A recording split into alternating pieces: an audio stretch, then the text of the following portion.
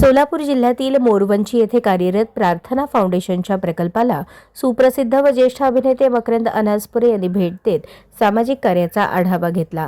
प्रार्थना फाउंडेशनतर्फे चालवण्यात येणाऱ्या या प्रकल्पात आत्महत्याग्रस्त शेतकरी कुटुंबातील मुले, वंचित, अनाथ तसेच निराधार वृद्धांचा सांभाळ केला जातो।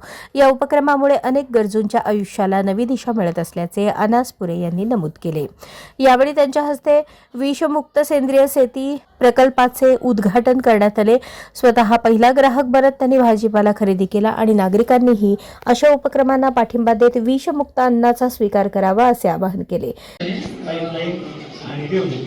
अगदी खडकाळ आहे, त्याच्यावर माती एक एकरावर त्यांनी टाकून दिली। भाजीपाला पीक आता सर त्या कंपनीनेच कन्सल्टिंग करताना ते कसं आहे, केव्हीके मध्ये त्यांनी कशी केले प्रयोग की अशा पद्धतीचं ठेवत नाही।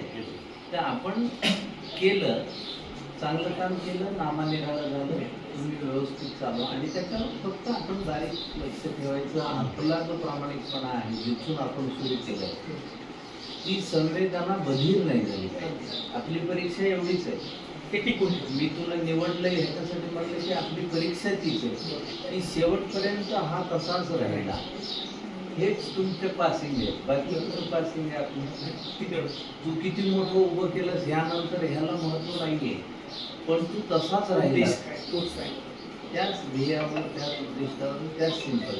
आता हे कपडे कार्यक्रमात स्थानिक मान्यवरांसह प्रार्थना फाउंडेशनचे पदाधिकारी उपस्थित होते।